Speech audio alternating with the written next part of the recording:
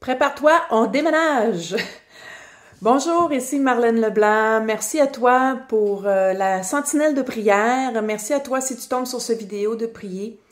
J'ai une bonne nouvelle, puis il y a peut-être un petit hic de correction, mais il y a une bonne nouvelle qui s'en vient. Je suis vraiment toute excitée.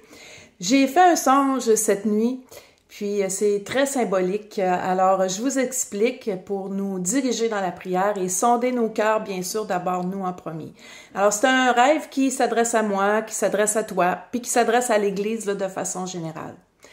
J'ai rêvé que j'étais dans une pièce, vraiment, il faisait soleil, il faisait beau, et puis tout était blanc. Et on était tous assis le long du mur en rond, finalement, des 4 murs. Et je voyais mon époux Éric qui était en train d'enlever des tableaux sur le mur.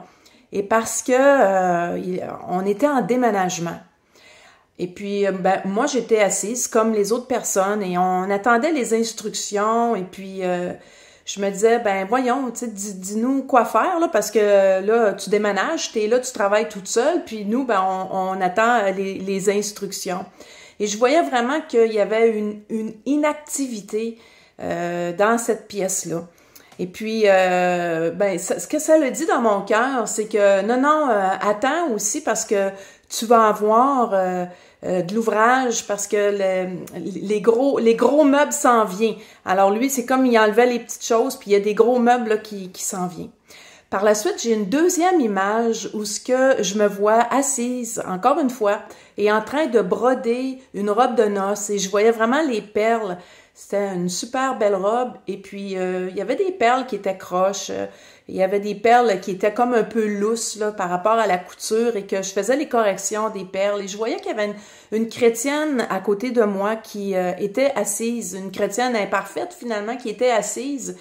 Et puis, dans mon cœur, ça me disait vraiment que elle attendait trop, finalement, le perfectionniste de faire les choses correctement et c'est pour ça qu'elle était inactive.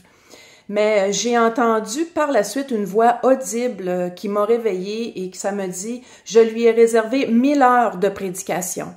Et au moment où je me suis réveillée, le cœur me débattait, là, c'était intense. Il a fallu que je prie pour dire « Ok, calme-toi ».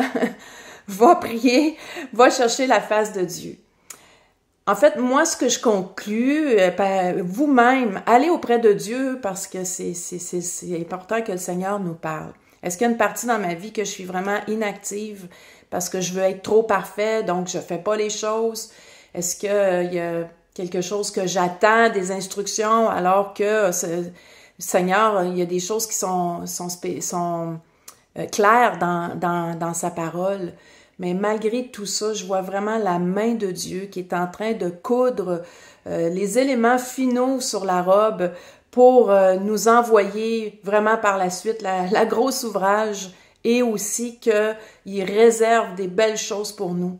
Le chiffre 1000, ça représente la maturité, ça représente un état adulte, un peu comme la perfection finalement. Alors nous sommes cette Église imparfaite où ce que Dieu nous demande d'agir, mais aussi Dieu nous réserve 1000 heures. Alors ça peut représenter symboliquement ce que je viens de vous dire ou peut-être éventuellement le millénium aussi parce que dans le rêve, on déménageait. Donc je remercie le Seigneur et prions là-dessus. Prions que l'Église n'attend pas cet état de perfection avant de bouger. Prions que notre cœur soit vraiment droit et pur devant Dieu, qu'on cherche vraiment sa face parce que nous le savons, nous le sentons. Jésus cogne à la porte, alors soyez bénis et puis vous avez une belle robe de noces. Jésus est en train de peaufiner la robe de noces pour envoyer ce qu'il a envoyé et puis soyez vraiment encouragés et soyez actifs, bougez. Alors bonne journée à vous et soyez bénis, bonne prière encore une fois. Merci de prier pour l'Église, merci de prier pour les nations. Il y a quelque chose de gros qui s'en vient. Soyez bénis, merci.